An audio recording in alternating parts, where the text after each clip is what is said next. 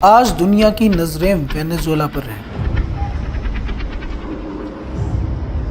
एक चलता फिरता देश रातों रात घुटनों पर आ गया। वहां के राष्ट्रपति निकोलस मदुरो आज अमेरिका सेना की गिरफ्त में है। It's a long walk to face the wrath of American justice for Nicolas Maduro and his wife Celia. लेकिन आप लोग शायद ये बात नहीं जानते कि आज जो वेनेजुएला के साथ हो रहा है, कल वो हमारे देश भारत के साथ भी हो सकता है। ऐसा इसलिए है क्योंकि जो गुनाह मादुरो ने किया है, वही गुनाह भारत पिछले 20 सालों से करने से डरता आ रहा है। सवाल यह नहीं है कि वेनेजुएला के साथ क्या हुआ, सवाल यह है कि भारत के पास वक्त कितना बचा है।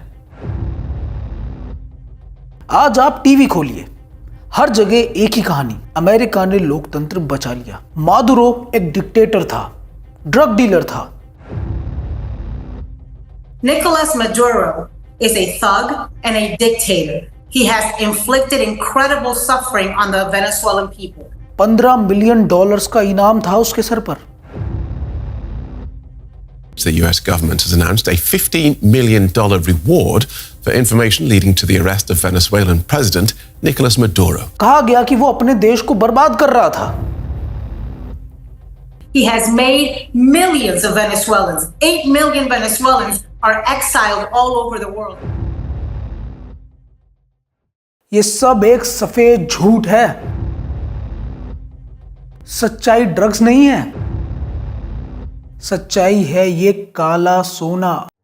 Venezuela only accounts for 1% of the global oil production, but it's estimated to have 300 billion barrels worth, which means it has the largest oil reserves in the world. Venezuela के पास दुनिया का सबसे बड़ा तेल का खजाना है, सऊदी अरेबिया से भी ज्यादा। लेकिन असली खेल तेल का नहीं है, उस करेंसी या फिर मुद्रा का है जिसमें यह तेल बिकता है। डॉलर। डॉलर अमेरिका देश की राष्ट्रीय मुद्रा है, जो कि आज दुनिया में लेन देन करने के लिए भी मुद्रा बन गई है। और डॉलर दुनिया की मुद्रा बनी रहे, यह चाहत अमेरिका देश की नहीं है, बल्कि पूरी दुनिया में अपने बैंकों की मदद से दुनिया की अर्थव्यवस्था को नियंत्रित करने वाले बैंकर्स की है। ये कुछ गिने चुने यहूदी बैंक चलाने वाले परिवार अमेरिका को एक कठपुतली की तरह चलाते हैं। इन यहूदी परिवारों को लोग ज़ायनिस्ट भी कहते हैं। अमेरिका का राष्ट्रपति कोई भी बने, रहता इनके नीचे ही है। इसीलिए जो ट्रंप पहले अमेरिका के इराक पर जबरन युद्ध का विरोध करता था, There were no weapons of mass destruction. They said there are weapons of mass destruction. I was against the war when it started. Do you think आज वैसा ही युद्ध वो वेनेजुएला के साथ कर रहा है। And early today, at my direction, the United States Armed Forces conducted an extraordinary military operation in the capital of Venezuela. इसीलिए अब आप अमेरिका को एक देश की तरह देखना बंद कर दें और उसे इन बैंकर्स के एक मुखौटे की ही तरह देखें। इस मुखौटे के पीछे जो वो ज़ायनिस्ट बैंकर्स हैं, वो चाहते हैं कि दुनिया का हर बूंद तेल सिर्फ डॉलर में ही बिके, क्योंकि जिस दिन तेल किसी और करेंसी में बिकना शुरू हुआ, उस दिन इन बैंकर्स का राज खत्म। और अमेरिका के द्वारा डरा धमकाकर उन्होंने दुनिया के देशों को इस बात पर राजी करवा लिया है कि तेल डॉलर में ही खरीदा जाएगा, जिससे देशों को हमेशा डॉलर की डिमांड रहेगी और ये बैंकर्स दुनिया पर राज करते रहेंगे। क्योंकि वेनेजुएला के पास दुनिया का सबसे ज्यादा तेल भंडार है, इसीलिए अमेरिका तेल की सप्लाई अपने ही हाथ में रखना चाहता है। इसीलिए वेनेजुएला के तेल के कुओं पर उसे अपना कब्जा चाहिए।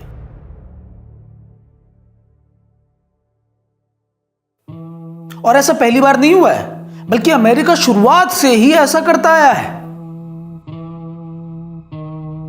इराक 2003, सद्दाम हुसैन उसने कहा, मैं तेल डॉलर में नहीं बेचूंगा।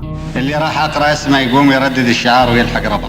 अमेरिका ने कहा, तुम्हारे पास वेपन्स ऑफ मास डिस्ट्रक्शन है, اسماعيل ابراهيम النجار بدن فاضل.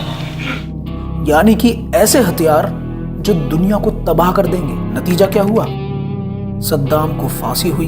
Iraq's prime minister signed the decree, and former dictator Saddam Hussein, who had been likened to Adolf Hitler, was hanged for his crimes against humanity. Reaction around the world to his execution was equally quick. और दुनिया को तबाह कर देने वाले वो हथियार कभी मिले ही नहीं। लीबिया, साल 2011। गद्दाफी, उसने कहा, हम गोल्ड दिनार लाएंगे। اللي يقوموا بالعمل هذا يعطينهم حبوب راهو مش بإرادتهم. और अमेरिका के डॉलर को नहीं मानेंगे। नतीजा, सड़क पर दिन दहाड़े एक देश के राष्ट्रपति को मार दिया गया।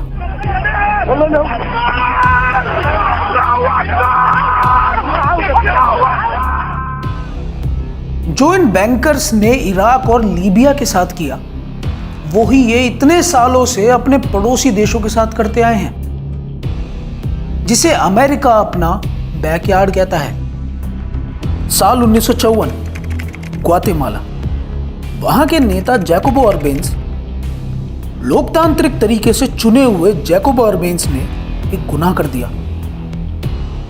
उन्होंने अपने देश की जमीन एक American company, United fruit company के कब्जे से छुड़वा ली और अपने किसानों को वापस दे दी। बैंकर से नहीं देखा गया, उन्होंने CIA से तुरंत वहां तख्ता पलट करवाया। एक लोकतांत्रिक तरीके से चुनी हुई सरकार को सिर्फ इसीलिए गिरा दिया गया ताकि अमेरिकन कंपनी का मुनाफा कम ना हो। फिर उसके बाद साल 1967 बारी आई क्यूबा के क्रांतिकारियों की। फिदेल कास्त्रो और चे गुएवारा, ये नाम तो आपने सुने ही होंगे। इन्होंने अमेरिका की आंखों में आंखें डालकर कहा था, हम तुम्हारी गुलामी नहीं करेंगे। We have said repeatedly to the government of the US that we do not want anything but to forget us. नतीजा, 9 अक्टूबर 1967 को CIA की मदद से चे गुएवारा को पकड़ा गया और गोलियों से भून दिया गया। उनका कसूर सिर्फ ये था कि वो अमेरिका की दादागिरी से आजादी चाहते थे। अब आते हैं 11 सितंबर 1973 में। दक्षिण अमेरिका का एक और देश, चिले। राष्ट्रपति सल्वाडोर एलेंदे। ये घटना भारत की 9वीं क्लास की NCERT की किताबों में भी पढ़ाई जाती है। एलेंदे ने 1971 में चिले की कॉपर माइंस का राष्ट्रीयकरण कर दिया। Y a ello hay que agregar que la Unión Soviética, como los países del campo socialista, इसका सीधा मतलब ये था कि अब अमेरिका चिले के संसाधनों में घुसपैठ नहीं कर सकता था। नतीजा क्या हुआ? 1973 में CIA ने प्रेसिडेंट पैलेस पर बम बरसाए।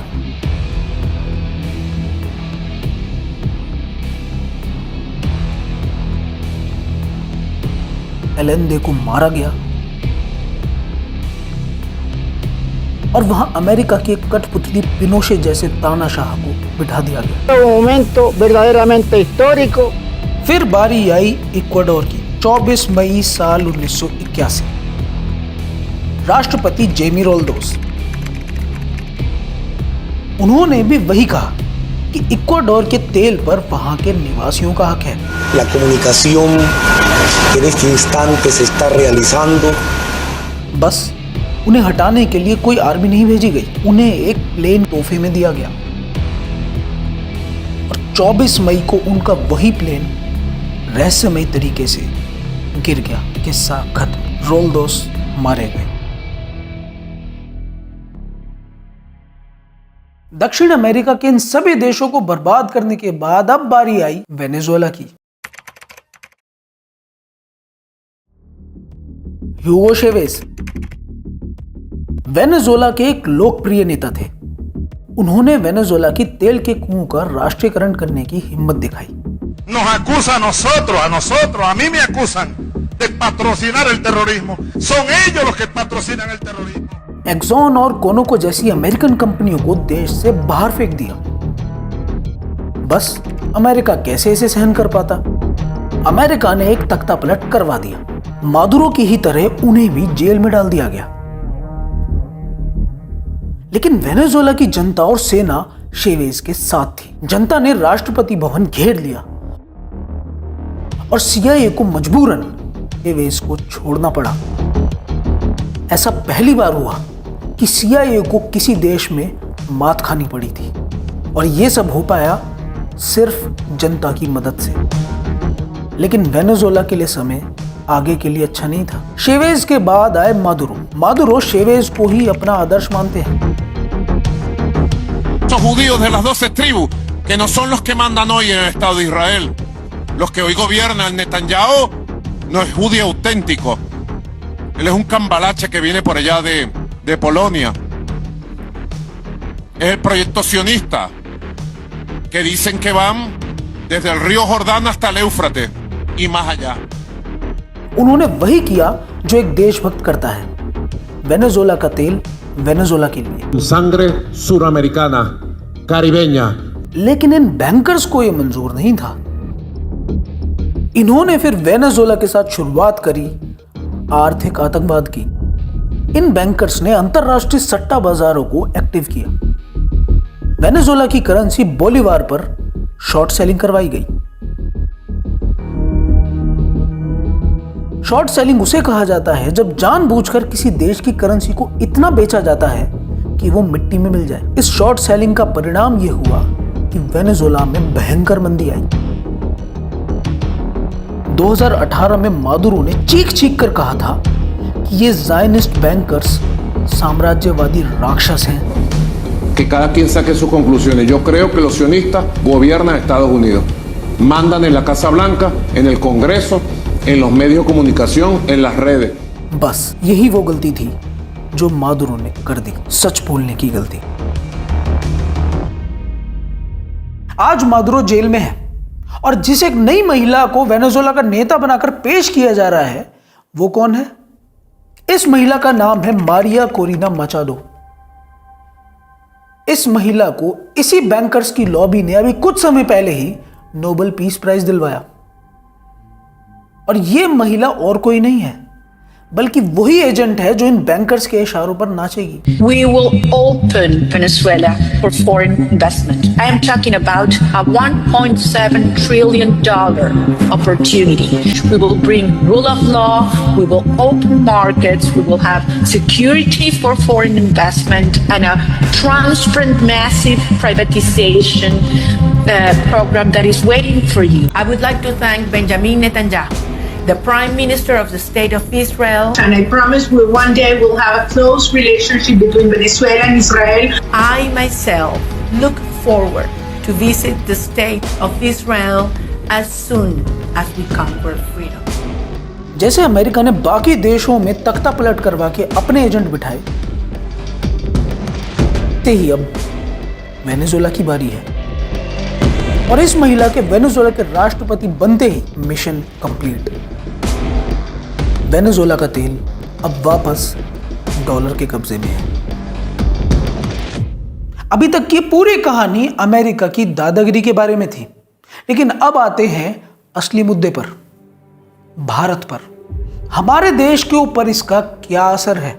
अब मैं आपको इस बारे में बताऊंगा कि क्यों मैंने शुरुआत में ये कहा था कि जो वेनेजुएला में हुआ है वो हमारे देश भारत में भी हो सकता है।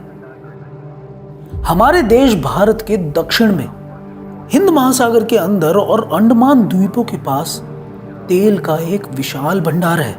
इस भंडार की खोज कम से कम 20 साल पहले हो चुकी थी।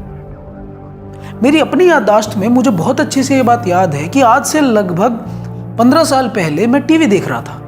तब डीडी नेशनल के ऊपर 2 वैज्ञानिक आए हुए थे जो ये चीख कर कह रहे थे कि हम भारत सरकार को ये कब से कहते आ रहे हैं कि अंडमान एंड निकोबार में तेल है और वो तेल इतना है कि कई 100 सालों तक हमें तेल की जरूरत नहीं पड़ेगी। लेकिन तब से लेके अब तक उस काम को वहीं रोक दिया गया है। आज तक भारत सरकार ने वहां पर ड्रिल करने की हिम्मत नहीं दिखाई है। क्यों? क्योंकि अगर हमने तेल निकाल लिया तो हमें डॉलर की जरूरत नहीं पड़ेगी और डॉलर को नकारना मतलब अमेरिका से दुश्मनी। आप लोग याद करिए, जब अभी कुछ दिन पहले ही ब्रिक्स की बात फिर से छिड़ी थी तो ट्रंप ने साफ साफ धमकी दी थी। But we made a lot of progress, and as you know, we put a 50% tariff on India. उस धमकी से भी भारत बैकफुट पर आ गया और फिर अभी कुछ दिन पहले ही ट्रंप ये कह रहा था, They wanted to make me happy, basically. He wanted to. Modi's a very good man. Yes. He's a good guy. He knew I was not happy, and it was important to make me happy. They do trade, and we can raise tariffs on them very quickly, and it'd be very bad for them. इसे कहते हैं डर, और ये डर इसलिए है कि हमारे नेता बहुत अच्छे से इस बात को जानते हैं कि अगर उन्होंने इराक और लीबिया के नेताओं जैसे हिम्मत दिखाने की कोशिश करी, डॉलर के विरुद्ध जाना चाहा, भारत को सही मायने में आज़ाद करना चाहा, तो उनका हश्र भी उसी के जैसा होगा। उसी दिन से अमेरिकन मीडिया और भारत की मीडिया भी मोदी जी को तानाशाह घोषित कर देगी। ह्यूमन राइट्स के झूठे रिपोर्ट आने लगेंगे और CIA अगले तख्ता पलट की तैयारी शुरू कर देगी। अब ये तो मैंने आपको समस्या बता दी, लेकिन इसका इलाज क्या है? इसके लिए आपको मैं एक परिस्थिति बताता हूं। मान लीजिए एक मोहल्ला है और मोहल्ले में सारे पड़ोसी आपस में बहुत प्यार से रहते हैं, लेकिन एक दिन एक ऐसा आदमी मोहल्ले के अंदर आता है जो बहुत बदमाश है, सबके ऊपर दादागिरी दिखाता है। कुछ दिन रहने के बाद वो आदमी अपने पड़ोसी को डरा धमका कर उसके घर पर कब्जा कर लेता है। लेकिन कमाल की बात यह है कि उस मोहल्ले में रहने वाले दूसरे पड़ोसी उसके इस काम का विरोध नहीं करते। कुछ दिन बीतते हैं और वो बदमाश आदमी अपने दूसरे पड़ोसी का भी घर कब्जा लेता है, तब भी कोई उसे कुछ नहीं कहता। ऐसे करके धीरे धीरे वो सारे मोहल्ले पर कब्जा कर लेता है।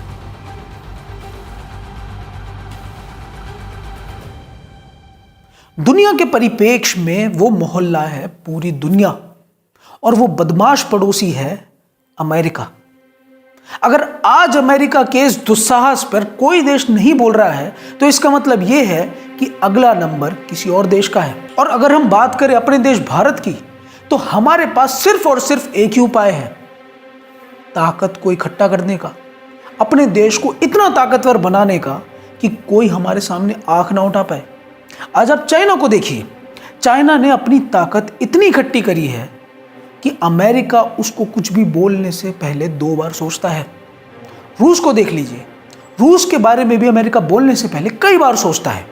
लेकिन भारत, हमारे देश के प्रधानमंत्री को ट्रंप ये कह रहा है कि उन्हें मुझे खुश करना बहुत ज़रूरी था। वेनेजुएला हमारे लिए एक सबक है। हमारे देश के पास किस चीज़ की कमी है? ना ही हमारे पास दिमाग की कमी है, ना ही हमारे संसारों की कमी है, ना ही हमारे पास मेहनत करने वाले लोगों की कमी है। कमी है तो सिर्फ हमारी इच्छा शक्ति में। अमेरिका की असली ताकत उसका पैसा डॉलर है। अमेरिका जो टैरिफ लगाता है वो भी इसलिए ही लगा पाता है क्योंकि दुनिया उसका पैसा मान रही है। Brazil, in our hemisphere, largest country in the Western Hemisphere south of us, cut a trade deal with China. They're going to, from now on, do trade in their own currencies, get right around the dollar. They're creating a secondary economy in the world, totally independent of the United States. We won't have to talk about sanctions in 5 years because there'll be so many countries transacting in currencies other than the dollar. जिस दिन भारत इन यहूदी bankers की गुलाम बनाने वाली banking व्यवस्था को छोड़कर अपने देश में खुद के पैसे बनाएगा, उस दिन भारत दुनिया में सबसे ताकतवर देश बन सकता है और अंतर्राष्ट्रीय स्तर पर डॉलर में व्यापार करना बंद कर देगा। उसी दिन से दुनिया उसका अनुसरण करेगी और तभी सही मायने में भारत विश्वगुरु बन पाएगा। लेकिन अगर हम ताकतवर नहीं बने तो याद रखिए, अमेरिका द्वारा अगली कहानी हमारे लिए ही लिखी जा रही है।